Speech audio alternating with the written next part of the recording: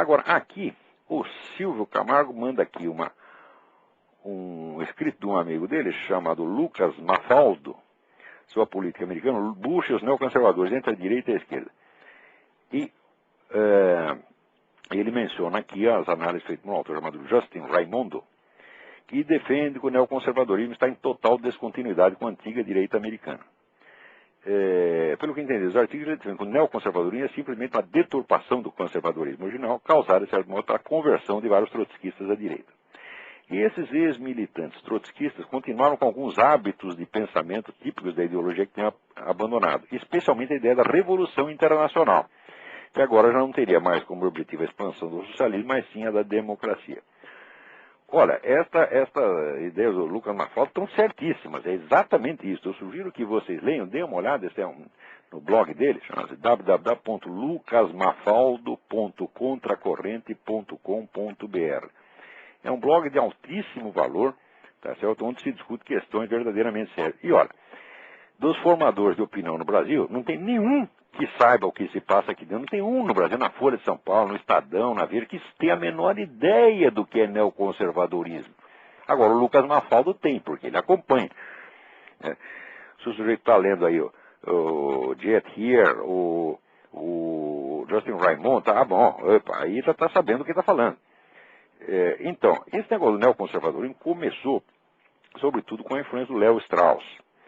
Dentre os filósofos que saíram correndo lá da Alemanha nazista, teve dois que foram muito influentes aqui. Um foi o Léo Strauss e o outro foi o Erich Fögel. Tá certo? Parece que a influência do Erich Fögel foi muito lenta e só agora começou a marcar presença. Mas o Léo Strauss foi para a universidade mais importante e teve uma repercussão enorme, formou toda uma geração aí de intelectuais. E esta ideia, né, vamos dizer, da revolução internacional feita desde os Estados Unidos é uma ideia deles, tá entendendo? E é uma ideia de Jerico. Por que é uma ideia de Jerico? Você vê.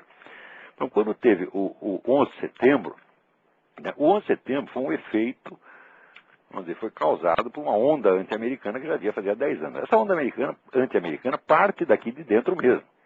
Parte dos Ted Kennedy, Nancy Pelosi, Michael Moore, essa gente toda. Quando teve aquele ataque, o que o sujeito inteligente faria no lugar do George Bush? Fala, é a hora que eu tenho, é a oportunidade que eu tenho para poder liquidar esse bando de traidores.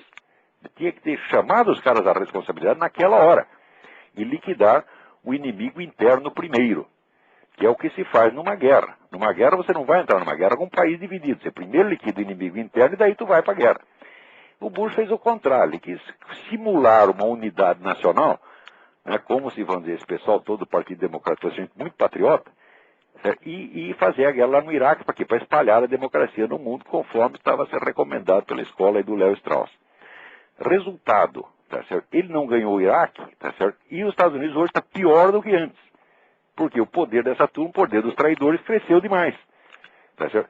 Se ele fez isso por burrice, ou por estar comprado por eles mesmos, eu não sei. Por quê? Porque tem um elemento aí que se chama CFR, Council on Foreign Relations, que é o órgão, vamos dizer, o órgão pensante do globalismo americano. Globalismo e, portanto, no fim das contas, anti-americanismo.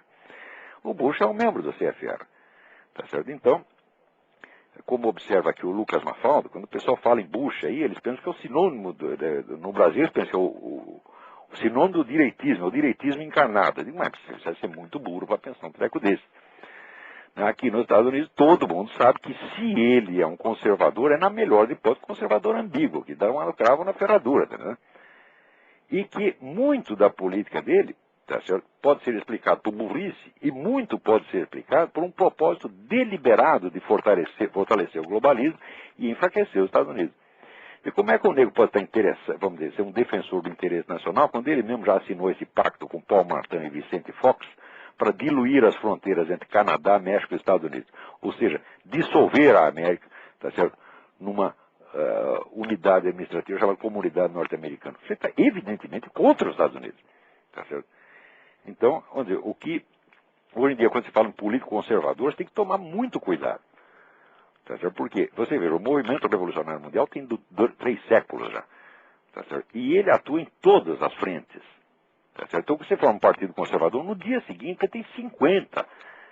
agentes do movimento revolucionário lá dentro, lutando por políticas, não que sejam esquerdistas, mas que enfraqueçam propositadamente o conservadorismo, para ele dar a cara a tapa e, vamos dizer, se oferecer inerme perante o seu atacante revolucionário. Então é exatamente como eu estava dizendo que o pessoal faz na igreja, quer dizer, um ataca de fora e o outro de dentro não defende. Não defende por quê? Porque ele foi contratado para não defender. Tá certo?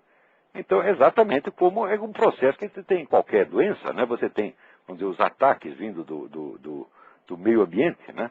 Calor, poluição, frio, etc, etc. E você tem os germes dentro que eliminam as suas defesas.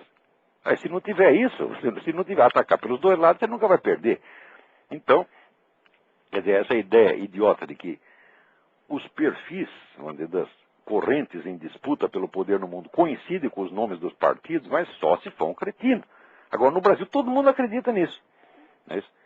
Bom, no Brasil, o pessoal acredita. Você vê, a nossa direita, aí, o que fez o PFL? Se transformou em um partido democrático e diz que a inspiração deles é o Partido Democrático Americano. Quer dizer, ora, o Partido Democrático Americano é a esquerda, é o partido protetor do Fidel Castro, protetor do Hugo Chávez, protetor das Farc, tá certo? Então a nossa direita, que é burra pra caramba, tá, vamos nos inspirar no Partido Democrático Americano, porque eles acham que tudo que é americano é direitista. Mas, olha, o Brasil, o Brasil está tão isolado da realidade, você não tem a fonte de informação. Olha, esse pessoal de mídia está fazendo um trabalho de isolar o país do mundo, que é uma coisa monstruosa, né?